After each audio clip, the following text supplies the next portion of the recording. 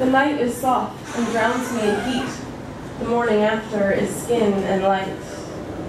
I do not know if I am still your secret. Ouch! Yeah, I told you short poems. Short poems. Short shit. Short shit. Oh, you guys want to hear my new slam style piece? Yes. I would love your feedback because it's not quite done yet. It's called Stretch, and I'm from Boston, so yeah. It's got baseball in it. You are important enough to hurt other people. The casual disapproval of your blank face is enough to psych out the pitcher. Your frown of inattention, or hell, your actual hatred, can make the batter flinch. Their blank or frowning faces being my brain, and as it turns out, it works the same in reverse. My occasional lack of self-esteem isn't so visible that people will stop caring about my opinion of them. What I think might actually matter to other people. And this is an epiphany I had in my mid-20s, that I might just matter enough that you'd head for home if I waved you on, that you'd leave the pop fly falling if I called it. Why did it take so long for me to realize this? Because perception and network TV coverage aren't remotely the same thing. You don't get close-ups and reaction shots in real life. When the ballpark is so big and you're so small, you start thinking that your actions couldn't possibly affect the game, much less the other players after they go home at night. What do I matter? Who cares? Past the Cracker Jacks. When I played ball, I was known for two things. One, the occasional spectacular catch from my home in left field, and two, getting hit by at least one pitch every single game. I learned that pain at least gets you on base. I learned to just not be an out, to just add so I don't subtract. And I learned that my best would never be good enough, when my best landed me on the bench spitting sunflower seeds. The social interactions are the same. Try too hard and you better prepare to be cut. Oh well, it happens. Give me one of them plastic hats with the ice cream. My advice is to let the ball hit you. Work on your swing until you're strong enough to heft the bat. Work on your sprints until you look natural when you run, until you finally beat the throw to first, until you're aware of what all the players are doing as you run and the game starts to make sense as a whole. Then you can see who's backing up the infield and who's playing grass and picking the clover. Remember, you are important enough that what you do can change the course of your team's entire season. Pain can be a ticket, but don't let it become the game, the purpose, or your excuse. Internalize. You are important enough. I care. Pass the cotton candy.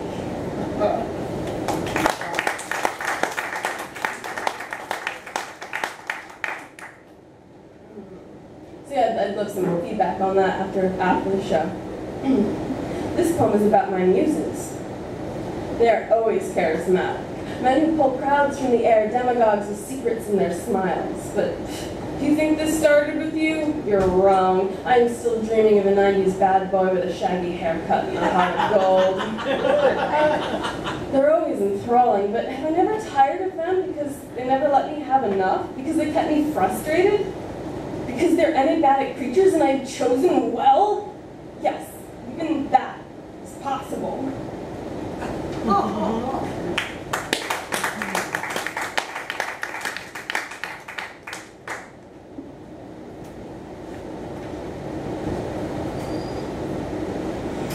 When I first showed up to college, I was all scraggle-haired and barely legal, innocent as Disney, screwing my darkness down tight.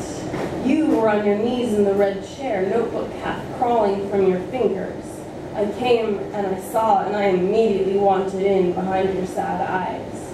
I saw my own despair radiate from you. I followed you around like you knew something, like I wanted to be with you, like I wanted to be you. I was a puppy, a panting ingenue, and you handed me fire 4 times and told me to breathe in and just relax. Once.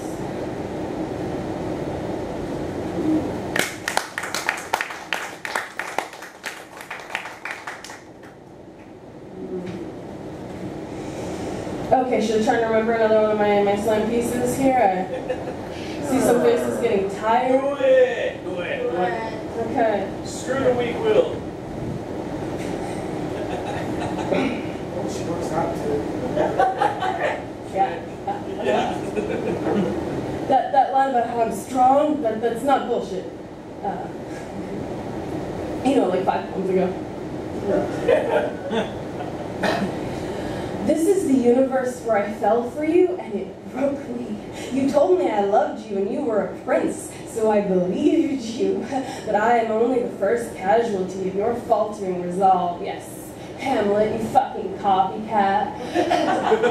Overshadow my love with your grasping ecstasies, and to crush the open palm of my suicide in the poisoned fist of your murder. You made me wait in the space between breathing in and calling out, that place where there is no air. Now, I am such a pretty drowned girl, and you want to cry Ophelia and press your ear to my heart, pry the wet roots from between my fingers. You want to tell me that you were joking, and you want that apology to bring me back, reinstate me as your living beloved?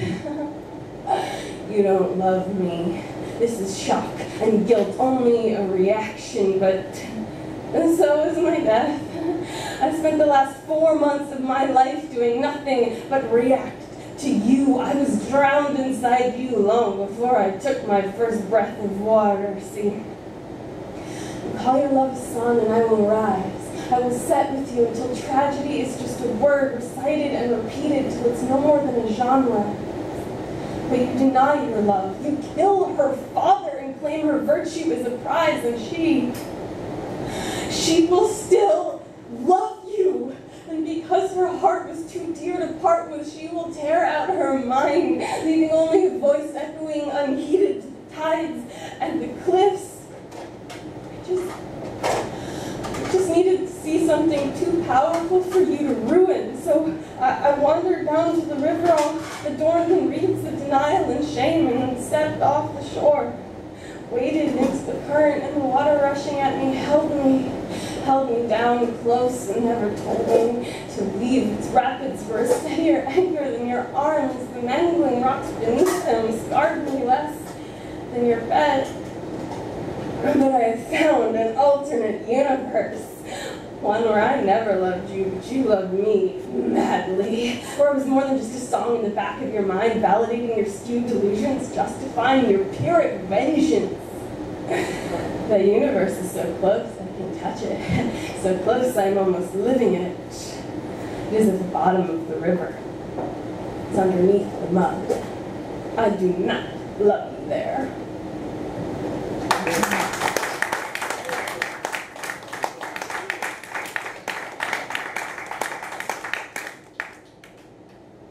So that's my poem about Ophelia. Get to use the crazy eyes.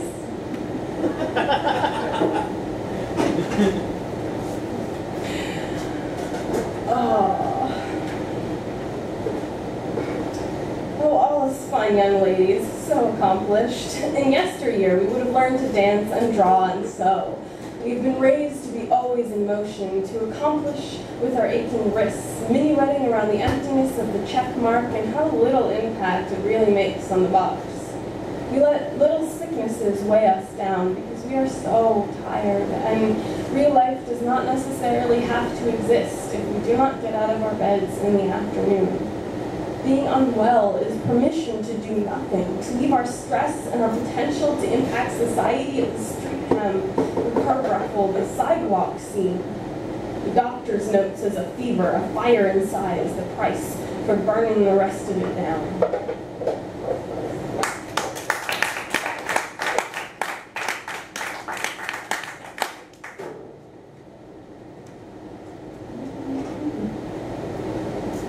Do you guys like villanelles?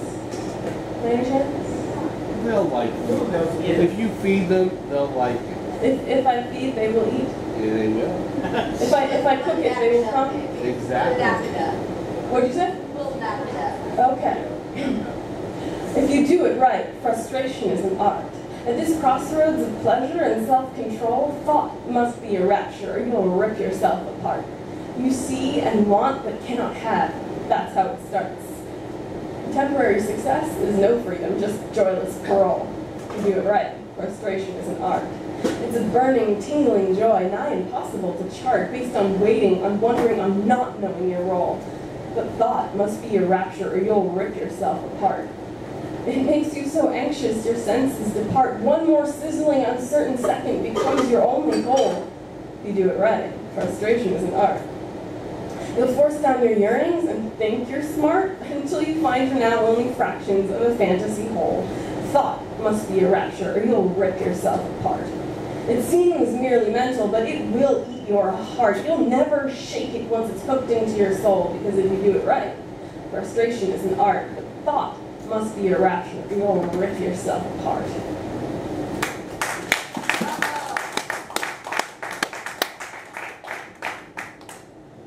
How much more time do I have? As much as you want. That could take a while to answer.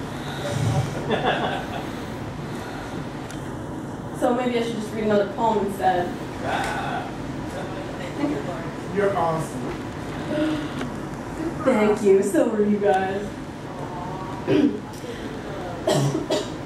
The catch-22 of, oh God, you think I'm crazy now, don't you? Is that the more you try to convince someone you're not crazy, the crazier you look.